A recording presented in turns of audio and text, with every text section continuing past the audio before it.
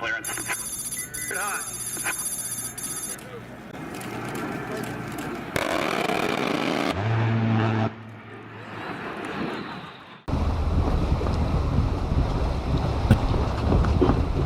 Yesterday, for the first time, we were able to experience Connor's Hole, Fossil Ledges, along with an added bonus tour of Muse Nemesis. It was a great first day of testing and enhancing our trail capabilities and confidence within our Jeeps.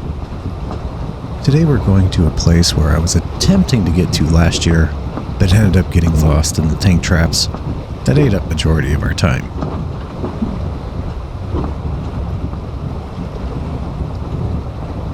We are heading to Southeast Beach, where you can drive along the shoreline, take in the breathtaking views.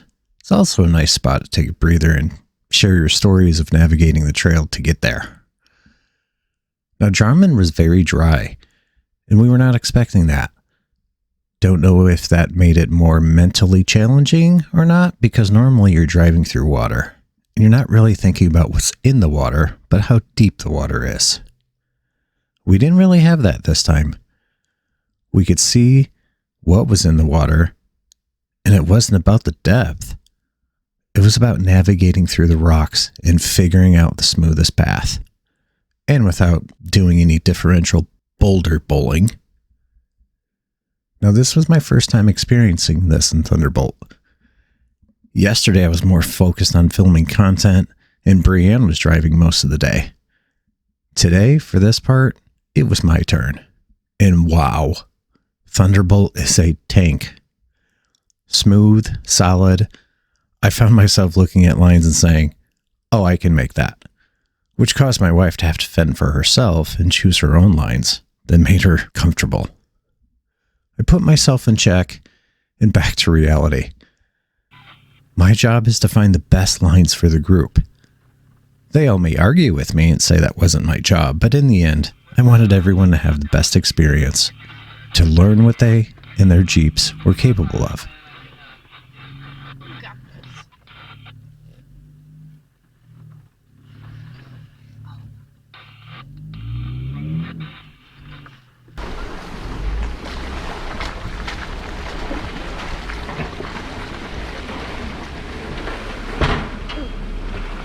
Even though this trip, Drummond was pretty dry than what we seen last year, looks can be deceiving. Can't really just dive right in. Gotta still use some caution. This tree was an adventure to get around.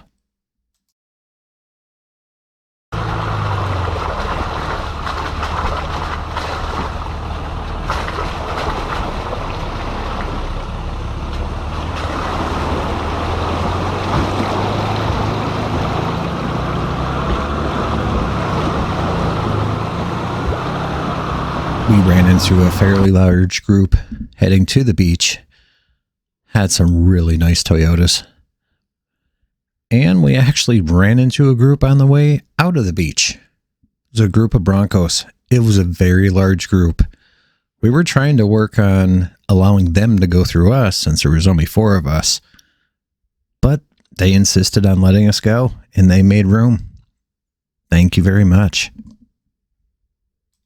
Keep in mind, when you're out here, there is no wrong way, and you'll probably find yourself in the path of an oncoming group. Use good trail etiquette, work together, come up with the best options to pass everyone.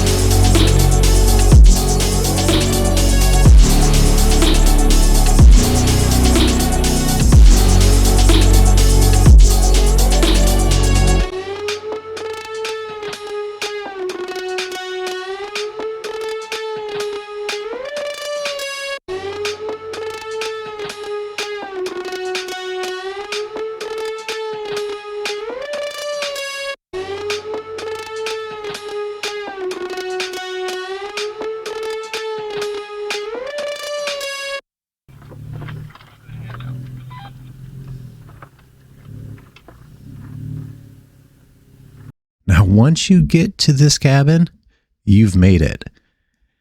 If you made it to the beach without seeing the cabin, get ready because your experience is just beginning. This is called Plywood Camp. We didn't stop and take a look, but kind of cool. Just lonely old cabin in the middle of nowhere. Beautiful scenery though. Beach right out the side door.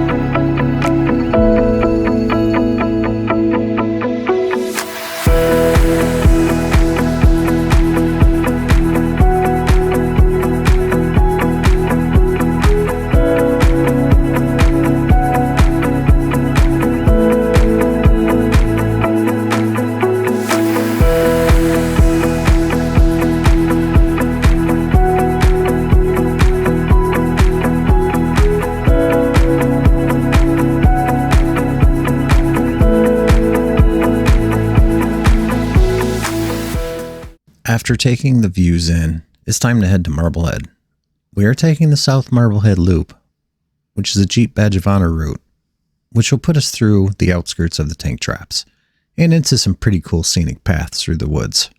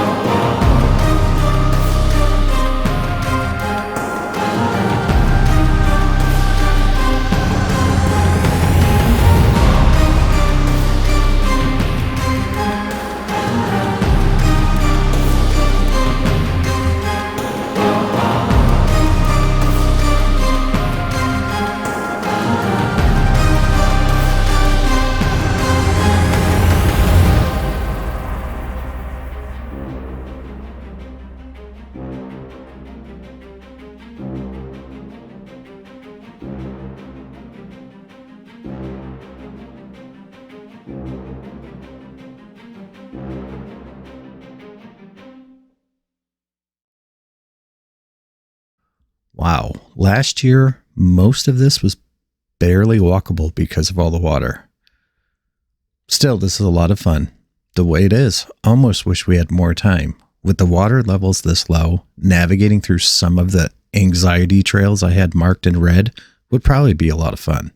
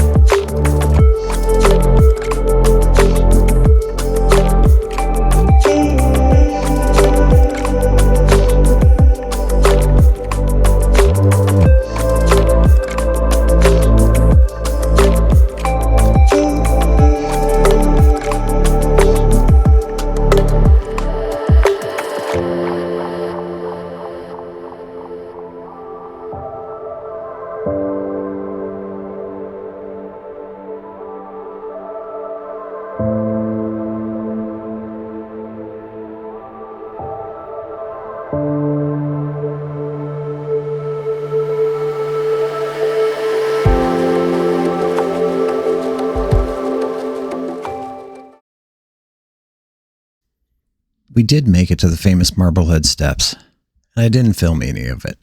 We did it last year, and there are a lot of Marblehead steps videos out there.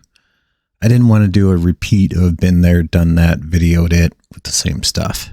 This was more about learning Thunderbolt, my wife learning Warthog, and for all of us to experience Drummond for the playground it is. And that is what I wanted to share with you all.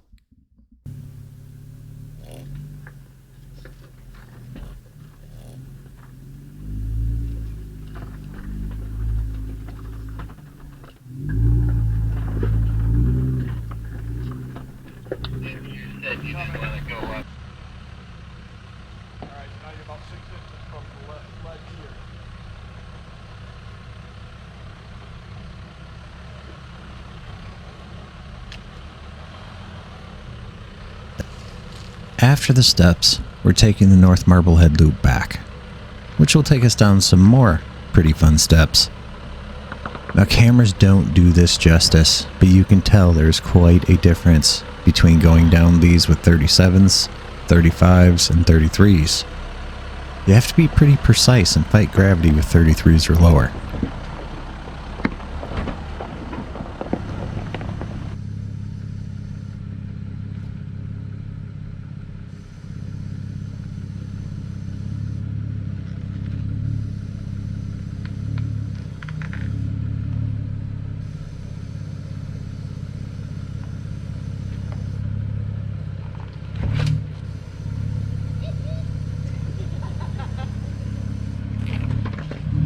Brake, okay.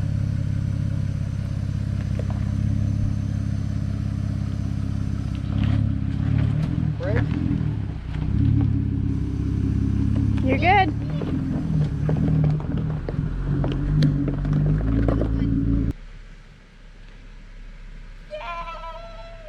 You did it, Jamie! Left. Perfect. Straight.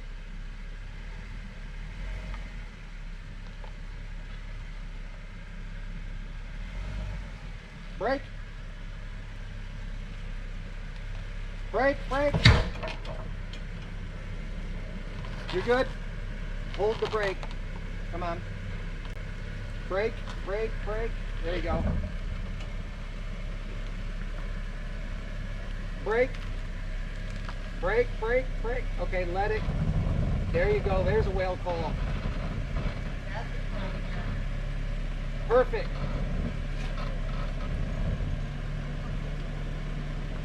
Okay, back wheel's coming down, so yep, make the wheel call. Back wheel down.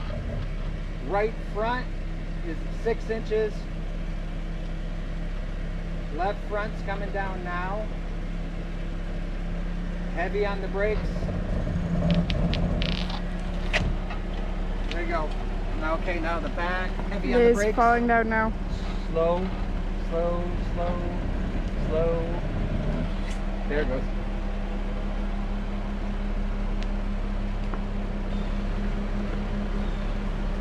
Okay, you're close.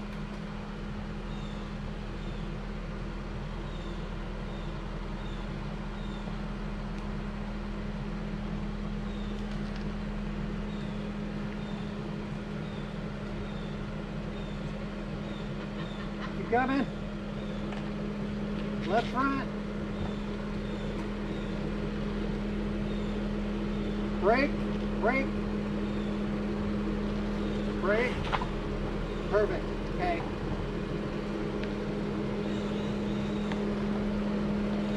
Brake, brake. Oh, there you go. Whale call. Brake, brake. Okay. Now you're back. There's your back tire.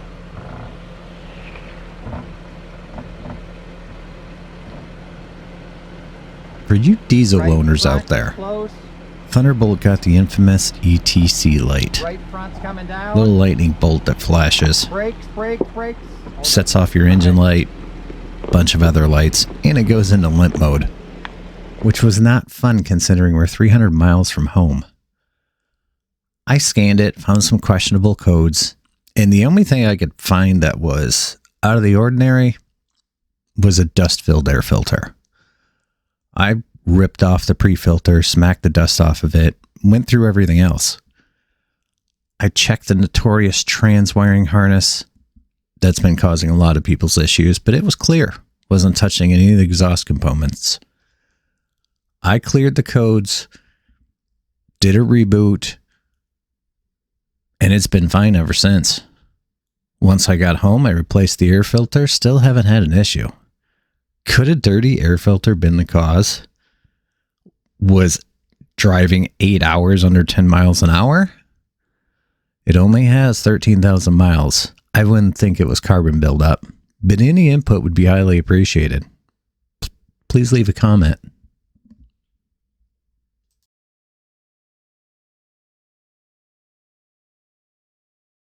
North Marblehead also takes us around Sitgreaves Bay and Glen Cove, which looks to have become a pretty cool camp spot.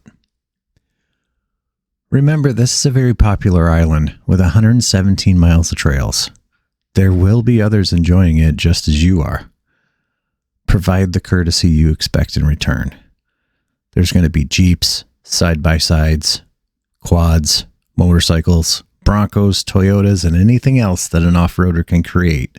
So keep that in mind when you visit. North Marblehead is very scenic.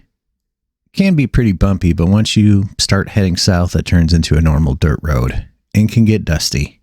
Keep an eye out for oncoming because most of us, if not all of us, have been creeping and crawling for the past 8 hours. And a smooth dirt road screams comfort and speed to end the day. This trip was amazing. I cannot put it into words the accomplishment and how proud I am of all of us. We have enhanced our driving capabilities of off-roading, and it was awesome.